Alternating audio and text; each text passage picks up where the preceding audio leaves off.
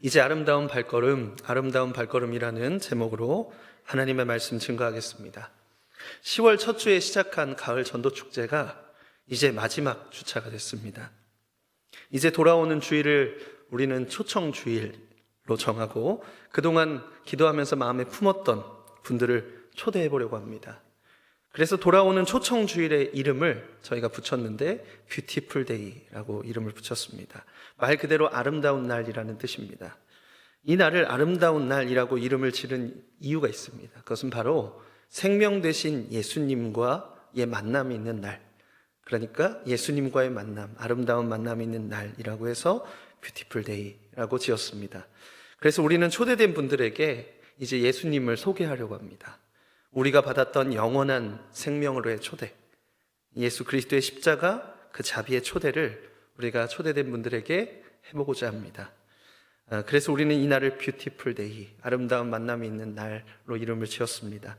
청년부도 지난 주일에 온 힘을 다해서 친구들을 초청하고, 그리고 또 밤에는 아천울 마당에 모여서 버스킹을 통해서 초청자들의 마음을 녹이고 복음을 전했던 현장을 보았습니다. 마지막에 다 같이 조용하게, 그렇지만 잔잔하게 찬양을 하는 그 장면이 굉장히 가슴이 뭉클하더라고요. 여러분, 돌아오는 초청주일에 예수님의 생명이 흘러가고 그리고 영혼이 구원을 얻게 되는 일이 일어나도록 힘을 다해 중보해 주시기를 부탁드립니다.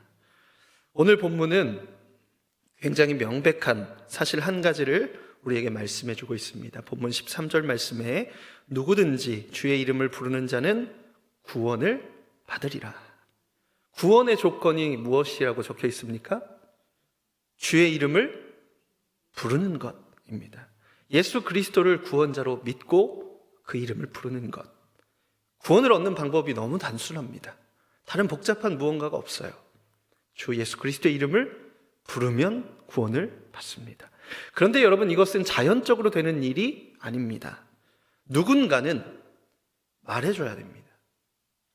그래서 본문 14절 말씀에 그런즉 그들이 믿지 아니하는 이를 어찌 부르리요? 듣지도 못한 이를 어찌 믿으리요? 전파하는 자가 없이 어찌 들으리요?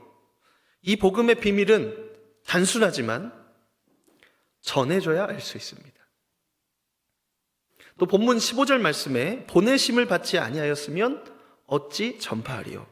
아름답도다 좋은 소식을 전하는 자들의 발이여함과 같으니라 라고 말씀합니다. 이를 통해서 우리가 알 수 있는 사실은 뭐냐면 복음을 전하기 위해서 보내심을 받은 자가 있다는 것입니다. 그렇다면 그 보내심을 받은 자가 누구일까요? 나는 아니지요? 누구일까요? 모든 성도입니다. 어떤 특정한 그리고 열심히 있는 그리스도인이 아니고 모든 그리스도인이 보내심을 받았습니다. 모든 성도는 이 책임이 있습니다. 오늘 사도 바울의 말씀을 우리가 정리해 보면 이렇습니다. 구원은 예수 그리스도를 믿는 경우에만 받는다. 그런데 그리스도에 대한 믿음은 그리스도에 대한 지식이 없이는 가질 수가 없다. 결국 사람은 누군가가 이 구원의 메시지를 말해 주어야만 그리스도에 대하여서 듣게 된다. 그리고 이 그리스도와 복음에 대한 메시지는 하나님께서 누군가 그 메시지를 선포하도록 보내지 않으시면 선포되지 않는다. 그리고 보냄을 받은 자는 모든 성도다. 그래서 우리는 복음을 전할 책임을 가짐으로 나아가서 복음을 전할 것을 명령받았다. 여러분, 오늘 우리가 이제 읽은 말씀을 정리하면 그렇습니다. 그래서 여러분, 우리는 복음을 전할 책임을 가짐으로 이제 나아가서 복음을 전해야 됩니다. 그런데 우리가 막상 하려고 하면 걱정되는 부분이 있죠. 원치 않는 상황이 있어요. 그것은 바로 거절입니다. 사실 거절감을 느끼고 싶어하는 사람은 아무도 없습니다. 반대로 인정받고 싶고 소속감을 느끼고 싶고 그리고 환대를 받고 싶은 것이 사람의 마음이죠. 그런 의미에서 이제 전도는 이렇게 대척점에 있습니다. 거절받을까 봐 두려워서, 거절감을 느끼고 싶지 않아서, 괜히 관계가 틀어질까 봐 너무 종교적인 사람으로 오해받을까봐 하는 이러한 두려움을 이기고 해야 하는 것입니다. 그러니까 한 번 하는 것이 쉽지가 않습니다. 마음을 단단히 먹어야 할 수 있는 일입니다. 그런데 이것은 우리가 사람들의 반응이라는 측면에서 전도를 바라보고 있기 때문에 벌어지는 내적인 갈등입니다. 그러니까 사람들의 반응이 지금 내가 전도를 하고 못하고를 결정하고 있는 것이죠. 그런데 여러분 한번 생각해 보세요. 여러분이 여러분의 삶에서 어떤 일을 할 때 사람들의 반응에 너무 집중하면 어떤 일이 일어날까요? 사람들이 좋아하는 것은 하고 사람들이 싫어하는 것은 하지 않거나 못하게 될 것입니다. 이게 무슨 문제가 생기냐면요, 내 안에 중심이 사라져요. 누군가 반대를 하더라도 나에게 있어서 중요하고 꼭 필요한 일은 돌파를 해서라도 해낼 수 있어야 되는데, 그 중심이 사라지면 이제 해야 하는 일과 책임조차도 못하게 되는 상황이 되는 것입니다. 그렇기 때문에 다른 사람의 반응으로 해야 할 일을 할지 아니면 하지 말지를 결정하는 것은 매우 의존적이고 어리석은 결정이 되는 것입니다. 그렇다고 우리가 사람들의 반응을 다 무시하면서 살 수는 없겠죠. 내 뜻만 관철시키면서 살라는 것도 아닙니다. 다만 내 삶에 맡겨진 중대한 책임과 그리고 해야 할 일을 하는 여부의 결정을 지금 나도 모르게 사람들의 반응에 맡겨두고 있다는 것입니다. 그것을 자각하지 못한 채 사람들이 조금만 민감하고 예민하고 표정으로 그리고 말로 그리고 무언의 압박으로 올 때 우리는 어떤 일을, 중요한 일을 멈춰버리는 것이죠. 그러니까 주도권이 누구에게 있어요? 타인에게 있는 거예요. 그래서 우리의 삶의 중요한 문제도, 우리에게 맡겨진 귀한 사역들도 타인들이 우리도 모르게 결정하고 있는 경우가 있다는 것이죠.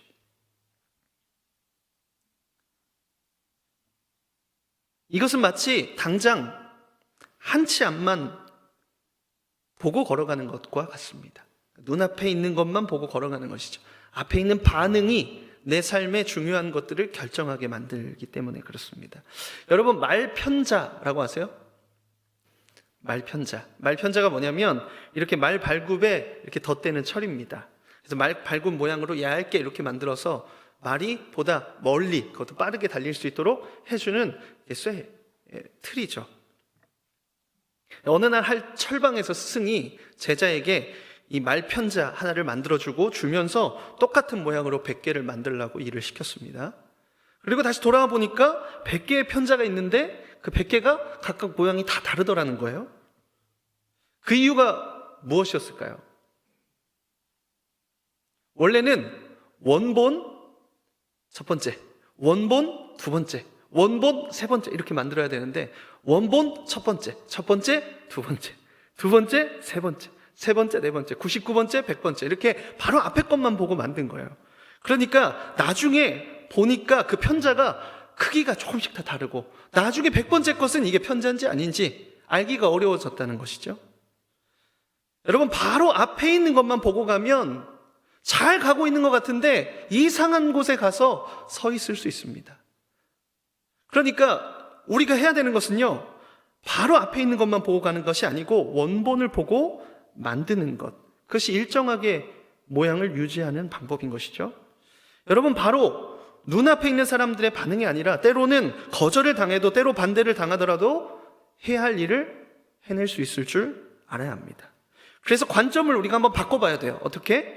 사람들의 반응이 전도를 하고 못하고를 결정짓는 것이 아니고 생명을 전하는 일에 부름을 받은 이 부르심이라는 관점으로 전도를 바라봐야 합니다. 어느 배가 항해 중에 폭풍을 만났어요. 높은 파도에 배가 크게 흔들리고 한 치 앞도 분간할 수 없을 정도로 비가 막 내리는 칠흑 같은 어둠에 잠긴 바다 위에서 그 배에 있는 선원들이 무슨 일을 할 수 있을까요? 다만 절망할 뿐입니다. 그런데 누가 말해요? 내가 멀리 희미한 빛을 봤다고. 지금 한 번 본 게 아니고 지금 멀리 희미한 빛이 지금 보인다고. 그 얘기를 들으면 선원들의 얼굴에 소망의 빛이 떠올라요. 여러분, 아무리 폭풍이 치는 바다 위에 있어도 등대를 발견하면 그때는 이야기가 달라집니다. 요한복음 6장에 보면 디베레아에서 사역을 마친 제자들이 배를 타고 가버나움으로 건너가는 장면이 나옵니다. 배를 타고 바다를 건너가는데 날이 어두워졌고 예수님 산에 오르셨다가 사람들이 예수님을 막 왕으로 삼으려고 하니까 그들을 피해서 산을 오르셨다가 아직 제자들에게 오지 않으셨어요. 제자들이 먼저 출발한 거죠. 그런데 큰 바람이 불었습니다. 이게 갈릴리 호수인데 얼마나 길고 그 다음에 그 넓이가 넓은지 바다라고 불렸습니다. 막 바람이 부니까 이제 배가 주체가 안 되는 거예요. 막 배가 이제 침몰할 것 같아요. 막 그렇게 두려워하고 있는데 힘껏 노를 저었지만 무태 다다르지 못했다고 나왔어요. 힘껏 노를 저었지만 10리 정도 갔다고 나옵니다. 그러니까 막 사력을 다해도 거기 왔다 갔다 하는 거예요. 근데 그때 예수님께서 그 바다 위를 걸어오셔서 제자들에게 오셔서 이렇게 말씀하셨습니다. 이르시되 내니 두려워 말라. 이제 더 이상 풍랑이 문제가 되지 않았습니다. 그 배는 갈릴리에서 가장 안전한 배가 된 것입니다. 여러분, 예수 그리스도의 생명의 빛이 우리의 삶에 비추이면 폭풍과 같은 이 땅에서의 삶 가운데서도 방향을 잃어버리지 않고 걸어갈 수 있게 됩니다. 이 땅에서의 삶이 비록 버겁더라도 하나님 나라 곧 영원한 생명을 누리는 그곳을 우리가 소망하면서 오늘을 살아가게 되는 것입니다. 그런데 그것을 오늘 우리는 알고 있어요. 그리고 전해야 되는 것도 알아요. 전하려고 하다 보니까 사람들이 가지고 있는 그 거절감, 그리고 받아들이지 않으려고 하는 마음 때문에 우리는 사람들의 어떤 반응으로 인해서 할지 말지 지금 주저하고 있는 것입니다. 여러분, 그것을 나만 아는 것에서 그치지 않고 오늘 본문은 뭐라고 말씀하시죠? 보내심을 받았다고 말씀합니다. 여전히 칠흑과 같은 어둠에 있는 자들에게 그들의 소망이 완전히 꺼지기 전에 등대가 있다고, 생명의 빛이 지금 비추이고 있다고 말해주는 것, 그 일로 우리는 부름을 받았습니다. 구원받은 성도가 가져야 하는 책임인 것이죠. 그런데 여러분, 우리가 생각하는 전도는 거센 저항과 거절감, 비난과 비웃음으로 우리는 생각돼요. 전도를 오히려 거절감, 이렇게 저항, 이런 말로도 부를 수 있을 것 같아요. 그런 정도로 전도가 쉽지가 않아요. 그런데 오늘 본문은 뭐라고 이것을 말씀하냐면, 오늘 본문 15절 말씀 우리가 한 번 더 읽어보기를 원하는데요, 우리 한 목소리로 같이 한번 읽어보겠습니다. 시작. 보내심을 받지 아니하였으면 어찌 전파하리요? 아름답도다. 좋은 소식을 전하는 자들의 발이어함과 같으니라. 아름답다고 말씀합니다. 왜 아름답다고 말씀할까요? 조금만 생각해봐도 굉장히 처절할 것 같은데요. 쉽지 않잖아요. 오늘 우리가 읽은 본문은 로마서입니다. 로마서. 그러니까 지금 당시 로마에 있던 그리스도인들이 편하게 신앙생활 했던 사람들이 아니에요. 사람들이 아주 많은 여러 어려움 속에서 지금 신앙을 지키고 있는데 그들에게 뭐 하라고 하는 거예요? 복음을 전하라고 말씀하시는 거예요. 지금 자기 신앙을 지키는 것도 버거운데, 내 삶도 지금 어둠 속에 있는 것 같은데, 답답한데, 지금 당장 이거 전하다가 어떤 일을 당할지 모르는데 복음을 전하라는 것입니다. 심지어는 사도 바울은 그 복음을 전하는 걸음이 아름답다고 말씀합니다. 여러분, 사실 이것은 대단한 역설입니다. 성경에는 이 역설적 진리가 참 많이 나와요. 대단한 역설이죠. 성경뿐만 아니라 세상에도 이러한 역설이 생각보다 많습니다. 평생 자녀를 키워낸 갈라진 부모님의 손, 그 부모님의 손을 보면서 누가 인상을 찌푸리겠습니까? 그렇죠? 아름답다라고 말하죠. 한 생명이라도 더 살리고자 불 속에 뛰어드는 소방대원을 보면서 누가 저 사람 너무 대책 없네라고 말하겠습니까? 아름답다라고 말하죠. 세상에서도 이러한 역설이 존재하죠. 여러분, 그 발이 아름답지만 사실 그 발을 내딛다 보면 가시를 밟아서 찢어질 수도 있습니다. 사람들의 반응이 그렇게 좋지 않잖아요. 냉담하고 완전히 내가 사회에서 고립될 수도 있잖아요. 험로를 걷다가 상할지도 모릅니다. 그런데 여러분, 그래서 역설적으로 아름다운 거예요. 사랑하는 여러분, 복음을 전하는 발걸음이 아름다운 이유는 생명을 구원하는 발걸음이기 때문에 그렇습니다. 하나님은 세상을 구원하시기 위해서 아들을 내어주셨어요. 이것을 다른 말로 하면 전부를 주셨다는 말입니다. 저에게 자녀가 있는데 제가 자녀를 낳고 보니까 자녀가 소중하더라고요. 귀해요. 그런데 이게 이런 말로 잘 설명이 안 돼요. 어떻게 설명할 수 있냐면 내 전부라고 말할 수 있겠어요. 왜냐하면 어떨 때 그런 생각이 드냐면 아이가 아프면 대신 아파주고 싶죠. 아이가 큰 병에 걸려서 죽게 되었다면 내 생명을 줘서라도 살리고 싶은 마음이 드는 것이 부모의 마음이라는 것을 깨닫게 됐어요. 여러분, 하나님께서 하나밖에 없는 아들을 주셨어요? 전부를 주신 거예요. 대체 불가능한 자신을 다 내어주신 것입니다. 그리고 그 전부이신 예수님은 이 땅에 속죄의 제물로 오셔서 우리를 대속하시고자 십자가의 길을 걸으셨습니다. 여러분, 이 걸음이 아름다운 발걸음입니다. 여러분, 이제 우리가 이 걸음을 걸어야 합니다. 편안한 길이라고 말하지는 않겠습니다. 누구나도 환대해주고 복음을 전하면 다 받아들여주고, 특별히 여러분, 오랫동안 이번에 제가 전도축제를 이렇게 진행하고 이야기를 들으면서 참 오랫동안 가족을 위해서 기도하신 분들이 계시더라고요. 쉽지 않죠. 그 무너진 마음, 수많은 거절, 그렇지만 다시 한번 시도해 보겠다는 그 어떤 고백이 참 아름다운 발걸음으로 느껴졌습니다. 성도는 이 복음을 전하는 일에 참여함으로 누군가 복음을 듣고 예수님을 알며 믿어 구원을 받게 되는, 여러분, 그 일에 보내심을 받았습니다. 사랑하는 여러분, 말하지 않으면 들을 수 없습니다. 듣지 않으면 믿을 수 없습니다. 그래서 오늘 말씀에 그런즉 그들이 믿지 아니하는 일을 어찌 풀으리요? 듣지도 못한 일을 어찌 믿으리요? 전파하는 자가 없이 어찌 들으리요? 보내심을 받지 아니하였으면 어찌 전파하리요? 아름답도다 좋은 소식을 전하는 자들의 발휘함과 같으니라. 여러분, 어떤 반응이 예상되든지 전하시기를 주님의 이름으로 축복합니다. 그 걸음이 생명을 살리는 걸음이요 아름다운 발걸음입니다. 그래서 여러분, 우리가 이제 오늘 좀 같이 고백하고 결단하고 싶은 것은 우리가 보내심을 받았다, 이것을 자각하는 것입니다.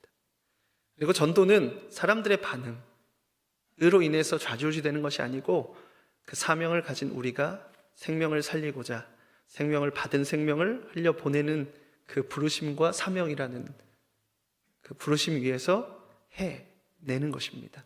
여러분, 어둠 속에 있는, 특별히 우리 주변에 있는 소중한 가족들, 오래된 친구들, 막 20년 지기, 30년 지기 있으시더라고요. 오래된 친구들, 그리고 나와 함께 같이 생활하고 있는 이웃과 그리고 동료들, 그리고 오랫동안 떠나 있는 목원이나 세론들, 이렇게 멀어졌던 사람들에게 여러분, 다시 한번 반응이 아닌 우리에게 주신 부르심으로 나아가서 복음을 증거하실 때 하나님께서 그 마음을 만지시고 예수 그리스도를 다시 믿게 하심으로 구원에 이르게 하는 놀라운 역사가 우리 교회 안에 그리고 여러분의 삶 가운데 넘쳐 흐르기를 주님의 이름으로 축원드립니다.